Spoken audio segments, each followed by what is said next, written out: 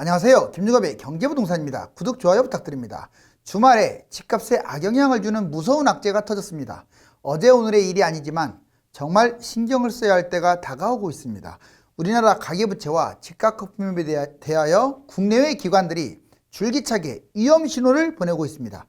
IMF와 OECD에 이어 무디스도 한국 국가 가계부채의 위험성을 언급하고 나섰습니다. 이미 부총리와 국토부 장관, 한국은행 총재 등이 나서서 국내 가계부채의 심각성과 집값 거품에 대한 우려를 표한 바 있는데, 해외의 유수한 기관들조차 이구동성으로 우리나라의 가계부채와 부동산을 문제 삼고 있습니다. 유료상담은 010-3999-8808 전화 주십시오. 주말에 무서운 악재 터졌다. 무디스 한국 가계부도 위기. 자, 여러분들, 위기란 말은 위험과 기회의 합성어라고 하죠.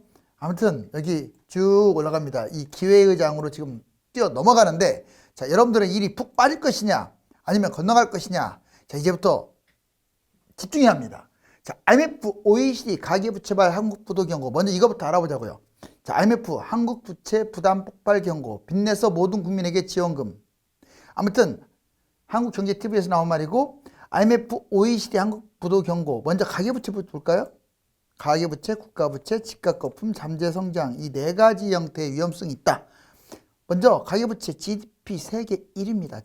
GDP 대비. 그리고 증가율도 세계 1위예요. 주로 이제 주요국이 되겠죠. 부채, GDP 대비 105.6%, 이게 1위라는 거예요. 압도적으로. 그런데 실제로는 160%라고 하죠. 뭐 소상공인 다 대출해 준 거, 사업자 대출까지 포함시키면 증가속도 6.0으로 증가속도도 1위고 악성 대출이 또 많아요. 좋지 않은 대출이. 자, 이번에는 국가부채가 상당히 건전했었어요, 우리나라가. 그런데 그 속도가 아예 가관입니다. 자, GDP 중위권 증가, 세계 GDP 대비 중위권인데 증가율이 세계 1위라는 것은 아주 심각한 거예요. 국가부채, 이게 정부 부채를 말하는 거죠. GDP 대비 52%로서 자, 증가율이 1위다. 지금 속도라면 2024년 62.2%로 위험 수준에 도달하게 된다. 집값 거품, 자, 지금 다 세계 1위를 차지하고 있잖아요. 세계 1위. 증가율도 세계 1위. GDP 대비 1위입니다. 미국의 4배예요. 우리나라 집값이. 유럽의 3배입니다. 거품이. 자, 증가 속도도 1위예요. 특히 2020년하고 21년 이 2년 동안 아예 그냥 망할 정도로 뛰어버렸어요. 집값이. 너무 많이 뛴 거예요. 자, 근데 올라야 할 잠재 성장률, 이것은 OECD 꼴찌예요, 꼴찌. 그 꼴찌의 가장 큰 이유가 뭔 줄 아세요? 바로 저출산, 고령화 이런 것 때문에 그래요. 자, 2000년 3.8%로 양호했는데 2030년부터는 아예 0%로 OECD에서 꼴찌 수준입니다. 이거 빨리 회복을 해야겠죠. 가장 큰 이유는 저출산, 고령화, 생산인구 감소, 뭐 1인 가구 증가, 집값 거품, 뭐 가계부채, 이렇게 여기 위에 나왔던 이 안 좋은 것들이 다 포함된 거예요. 자, 이제 3대 신용평가사 무디스, 가계채무 강력경고, 뭐 상세하게 말한 건 아니지만 일단 언급을 했다라는 것도 좋지 않은 거예요. 무디스 국가채무 60% 경고, 허투루 듣지 말아야 한다. 자, 3대 신용평가사인 무디스, 피치, S&P가 한번 했던 말들 정리해보니까 가계 채무가 심각하다. 물론 국가부채도 심각하다. 신용등급에 악영향을 줄 수 있다. 재무 건전성 평가에서 악영향, 부도 위험도 있다. 균형 예산보다 채무 지속적 증가, 그러니까 심각한 상황이니까 빨리 개선해라. 피치, 급속한 인구 고령화로 장기적으로 한국 공공재정에 위험을 초래할 수가 있다. 한국의 과도한 부채, 이 증가율이 좀 심각한 편이다. 지금 전반적으로 국제 신용평가사는 우리나라를 후하게 지금 주고 있습니다. 옆나라 중국이나 일본보다도 다 높죠, 신용평가가. 그런데 지금 서서 이렇게 안 좋은 쪽으로 간다는 것은 아주 신경을 바짝 써야 할 문제예요. 공기업 부채 심각, 대규모 공기업, 우리나라 공기업 월급은 엄청나게 받으면서 적자는 아예 제가 보기에는 없애버렸으면 좋겠어요. 민영화 하던가. 왜 그렇게 부채를 끌어안고 가면서 이렇게 급여만 낭비합니까? 부채가 잠정적 부채, 북한의 군사적 충돌 문제도 있고 통일비용 이런 것까지도 다 이제 S&P는 계획에 세워라. 그렇게 말을 하고 있네요. 자, 줄줄이 금리 인상에 영끌, 비투, 자영업자 초비상. 지금 금리 인상이 벌써 2번, 내년 초 1분기 때 또 바로 인상합니다. 숨 돌릴 틈 없이 0.25%가 중요한 게 아니에요. 그렇게 인상을 함으로써 이미 시장 금리 한번 보세요. 얼마나 올라갔는지. 자, 영끌, 비투, 자영업자 금리 인상 타격. 2030 비투 영끌. 이거 비투라는 말은 주로 이제 주식을 많이 빚으로, 영끌 아파트를 갖다가 이제 빚으로 끌어당긴 거죠. 주식 부동산 투자를 했고 무분별하게 하는 바람에, 그것도 변동금리가 81%야. 즉 금리가 올라가면 같이 뛸 수 있는 그런 금리가 81%란 말이에요. 나중에 이제 4, 5, 6%까지 부담을 갖겠죠. 영끌 주택 매입 급감하고 있고, 지금 어쩔 수 없죠. 지금은 이제 아예 자격이 안 돼요. 매수 감소로 집값이 이제 떨어질 일만 남은 것 같습니다. 그 다음에 자영업자들 245.6만 831.8조 대단하네요. 금액이. 1인당 대출 3.4억. 엄청납니다. 3.4억. 자, 대출 중단, 인상 타격, 코로나 장기 폐업. 특히 코로나가 우리 이 소상공인들을 어렵게 만들었죠. 그런데 이것도 문제입니다. 우리나라가 1년을 못 버텨요. 어떤 사업체를 딱 만들었으면, 조그마한 사업체를 만들었으면 이렇게 해야 하는데, 특히 음식점 같은 경우는 평균이 뭐 6개월, 7개월밖에 안 돼요. 그러면 얼마나 낭비입니까? 다중채무자들도 많아요. 다중채무 423만, 사업 실패를 했거나 비투 영끌, 금리 높은 이금융권이 많다는 거, 사채도 많죠. 자, 비은행 대출이 무려 61.7%예요. 다중채무자는 이곳저곳에 채무를 지고 있는 거예요. 이게 해결 안 되면 이로 인해서 IMF가 터지는 거예요. 항상. 자, 충격, IMF 경고, 한국 부도 위험 크다라고 예전에 매일경제에 나온 건데 한번 정리해보면, 저금리, 저성장, 인구 고령화, 이게 핵심이에요. 전세대출, 그 다음에 전세보증금 투자, 전세보증금 갖고 투자를 하는 거야. 빚인데 이게 주식이라든가 부동산 갭 투자를 한다든가. 집값 하락 시에 고령 대출자, 실업자 중심으로 취약성이 증가. 만약 집값이 떨어지게 되면요, 영끌한 사람, 비투한 사람, 사업자 대출 받은 사람, 그리고 고령, 실업자, 젊은 층들, 수입이 없는 사람들은 그냥 나락으로 떨어져요. 자, 현금 살포 경고. 물론 어쩔 수 없이 지금 현금 살포를 할 수밖에 없잖아요, 우리나라가. 자, 대외 의존 비율이 높고 환율도 취약하고 장기 침체에 대비해야 하는데, 지금 너무나 지금 돈을 갖다 막 뿌리고 있다라는 것을 경고하고 있는 거죠, IMF가. 가계부채, 상환 능력이 떨어지는 대출자의 비율이 높다. 그래요, 악성 대출이 많아요. 어쩔 수 없이 먹고 살기 위해서 대출을 한다? 근데 제가 보기에는 그런 부분도 있지만, 그 개인 회생이라든가 이런 부분들을 저는 없앴으면 좋겠어요. 이게 도덕적 해이에 빠져가지고요, 왜 국가가 그 국민의 세금으로 그 많은 사람들을 구제해 주려고 합니까? 실업대출도 너무 세요, 지금. 아니, 하지 말라는 게 아니에요. 적정선에서 비율을 맞췄으면 좋겠다. 전세대출, 금융시스템의 화약고입니다, 지금 우리나라. 은행 전세대출 폭증, 모든 것은 선거에 포커스를 두다 보니까, 다중인구에 포커스를 두다 보니까 건전성이 떨어지는 거예요. 자, 이제 세계 주요 기관, 지금 그것만이 아니라, 자, 보세요. 가계부채에 대해서 부동산 거품 우려하는 곳은 정말 많아요. 글로벌 경제, IMF 총재, 세계 경제 아직 위기, 한국 등 중기 파산이 급증할 것이다라고 지금 경고하고 있는데, 블룸버그 인텔리전스 한국 부동산 연구, 한국의 자, 테일리스크로 주택가격의 조정을 꼽았습니다. 만약에 집값이 내려가게 되면 나중에 우리나라의 특성상 전세지도라든가 또는 집값 거품이 세계 1위잖아요. 이게 너무 많이 빠지는 바람에 나중에는 문제가 생길 수가 있다. 바로 그게 주택가격 조정이 문제다. 한국은행 신종 코로나 팬데믹에 맞서서 금리를 기록적인 수준으로 지금 낮췄다가 이제 올리고 있는 거잖아요. 아무튼 막대한 유동성에 대해서 이 회복 과정에서 어떤 문제가 터질지, 이제 금리를 올리면 문제가 발생하지 않았으면 좋겠는데 지금 나쁜 것들이 너무 많거든요. 히메네스 이코노미스트, 가계부채로 부동산 가격이 급격히 조정될 경우 부도율이 상승하고 재정위기를 초래할 가능성이 높다. 지금 현재 이제 항상 금리 인상부터가 사단이 되는 거거든요. 우리나라도 그렇지만 미국 금리 인상도 우리나라에 엄청난 영향을 줘요. 한국은행은 신용정책을 막기 위해서 파격적인 정책을 써야 한다고 강조한다. 자, BIS 국제결제은행이죠. 가계부채 20년 최고 수준 정보 단계라고. 신용캡, 신흥국을 추월했어요, 우리나라가. 가계부채에 대해서 진짜 많죠, 이야기가. 기업이 더 많기는 한데 부채는 우리나라 가계부채가 더 심각하다는 거예요. OECD 2020년 한국경제보고서 유동성이 자산거품 초래, 금융 비대칭도 위험하다. IMF 한국금융부흥 프로그램 전세제도가 가계부채 합쳐가지고 한국 경제 리스크를 일으키고 있다. 전세제도도 상당히 안 좋은 거죠.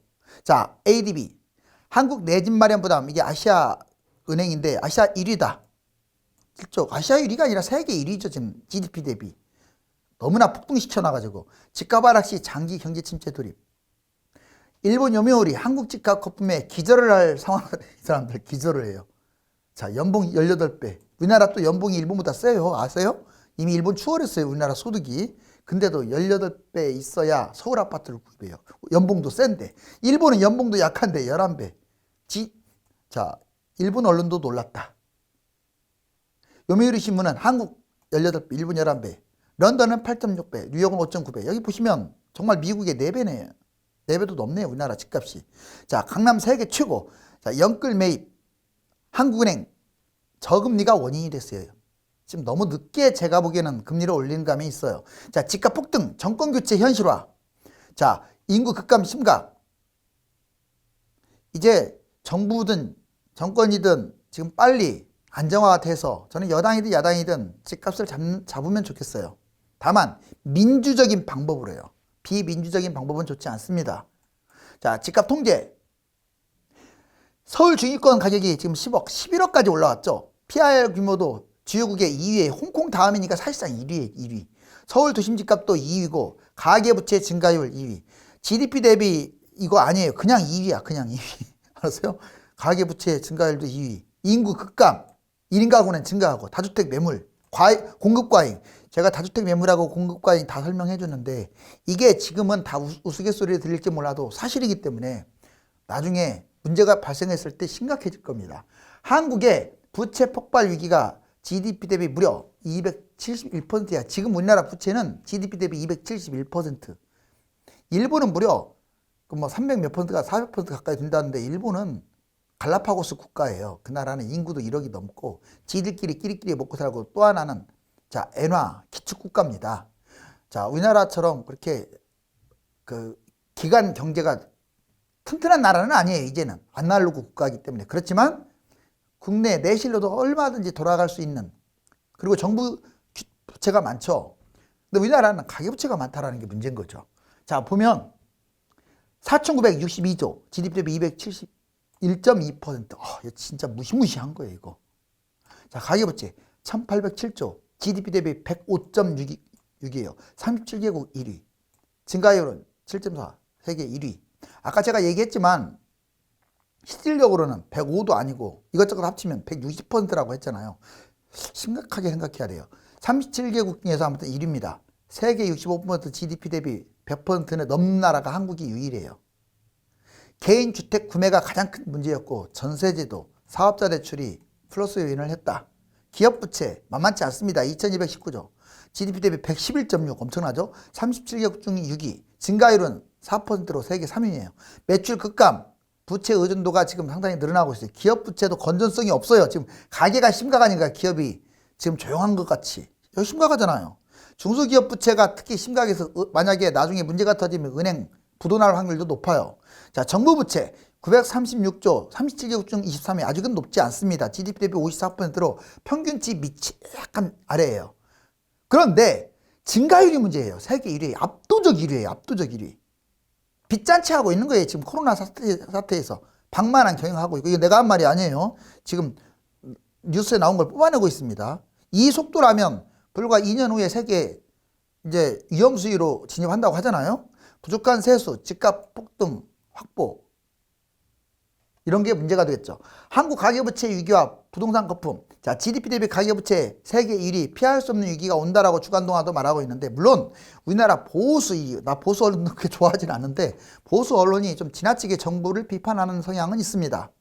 그렇지만 해외에서도 떠들고 있잖아요. 똑같이. 자, 객관적으로 봤을 때도 제가 보기에는 심각해요. 표면적 부채 37개국 중 104.1 1위, 증가속도 1위. 뭐 3분기 약 2,000조. IMF 경제위기 노출돼 있다. 이렇게 말하고 있고, 실질적 부채 금융 플러스 사업자 대출, 개인 채무 했더니 162, 3,200조 압도적이고 상환 능력은 꼴찌.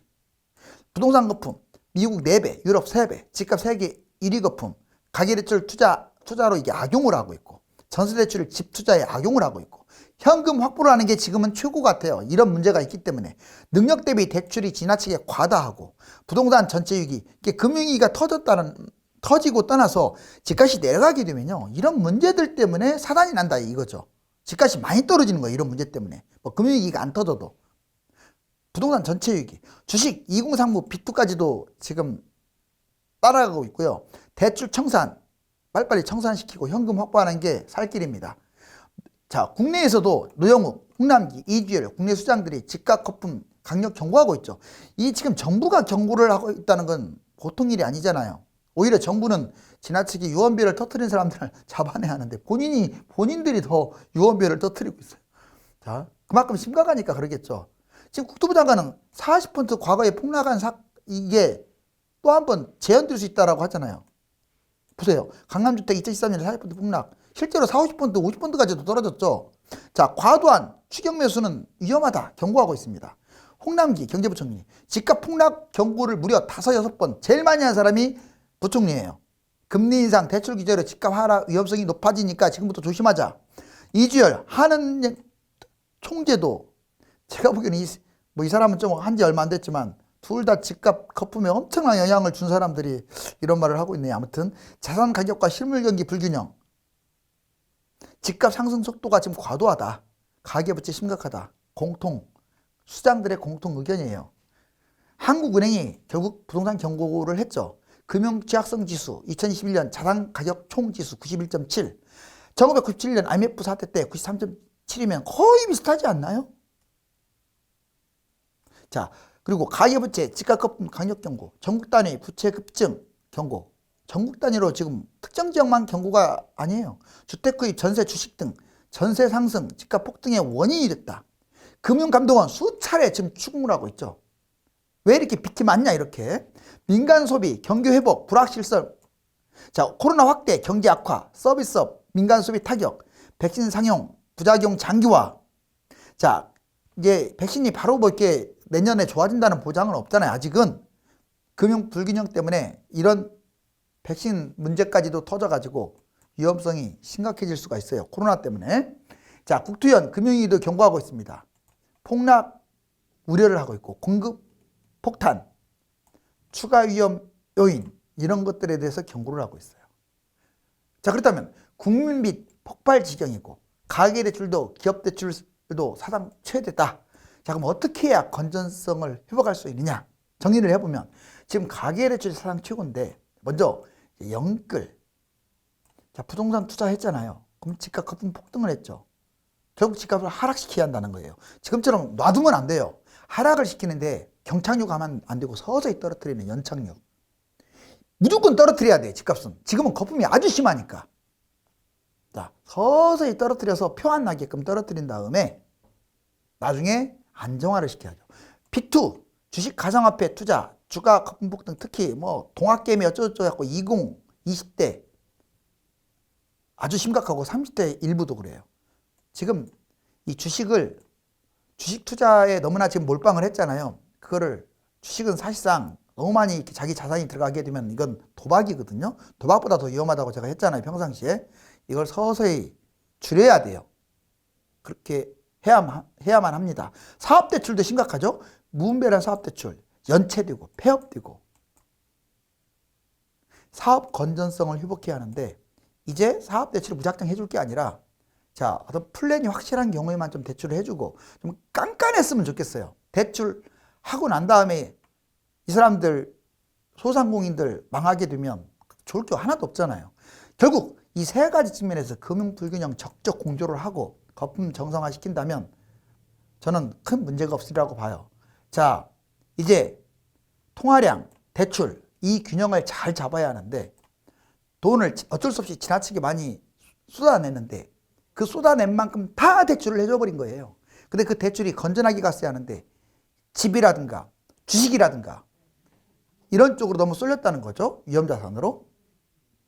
국가를 경영하는 정부마저 집값이 비정상적으로 많이 올라서 40% 폭락을 말하고 있고 가계부채를 막기 위해서 눈물겨운 사투를 벌이고 있습니다. 부동산 거품을 연착륙하여 한국 경제의 건전성이 확보되었으면 좋겠습니다. 감사합니다.